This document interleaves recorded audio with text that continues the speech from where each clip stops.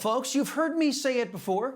We, the people, have to be as committed to preserving our republic as leftists are committed to destroying it.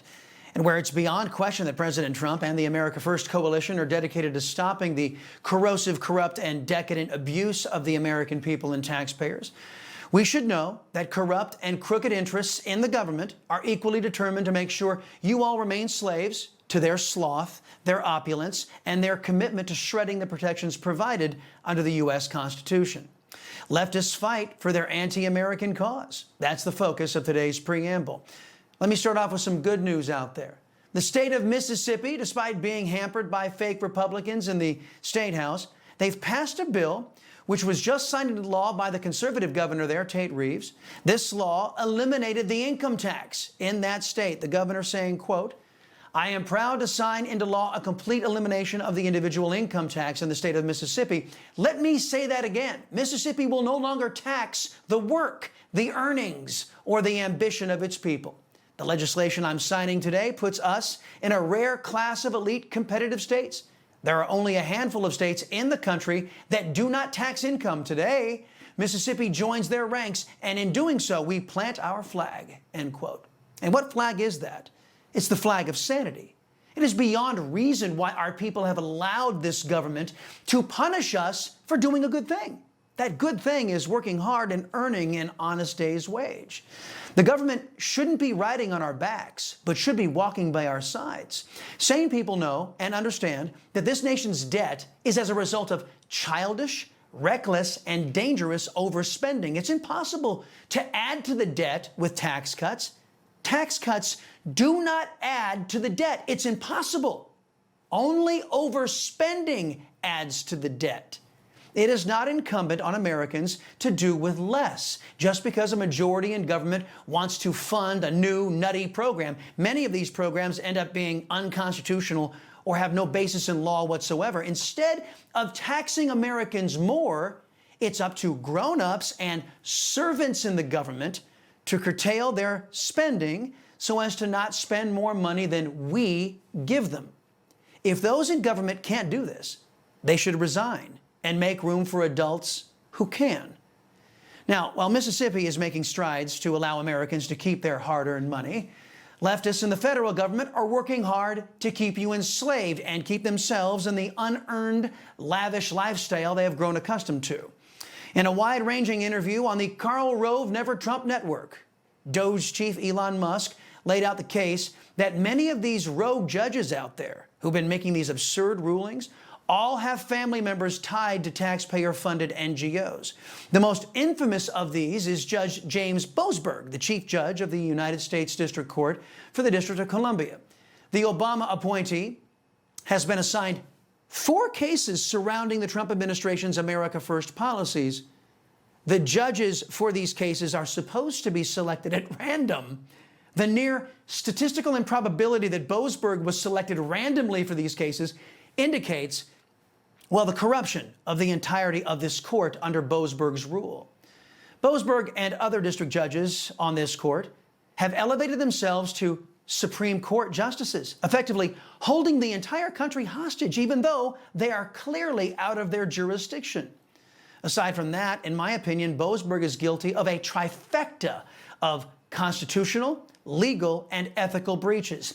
In his first stay regarding the enforcement of the 1798 Alien Enemies Act, Mr. Boasberg appointed himself president, nullifying the 2024 election when he claimed the current real president, Trump, couldn't use his Article II powers clearly given him in the Constitution to expel criminal illegal alien gang members designated as terrorists.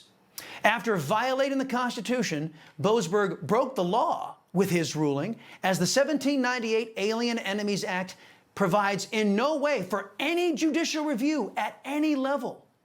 And then Boasberg committed a serious ethical breach, ruling on a case where he had a clear conflict of interest. His family members, as has been widely reported, have been draining taxpayer dollars with their affiliation with these NGOs. One of these NGOs actually works to defend criminal illegal alien gang members.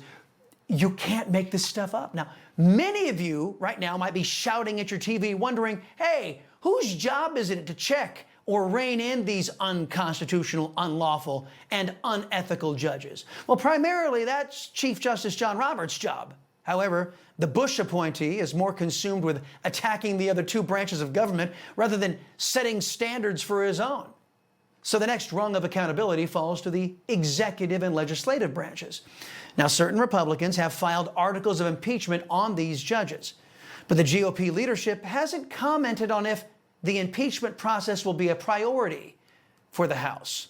The House could take up legislation that would stop these district judges from being able to rule on anything outside of their jurisdiction. Of course, that would take 60 votes in the United States Senate, and there are currently no Democrats serving in the Senate who believe in the rule of law or the Constitution, so that would go nowhere.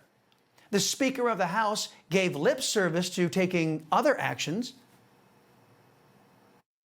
We do have authority over the federal courts, as you know. We can eliminate an entire district court.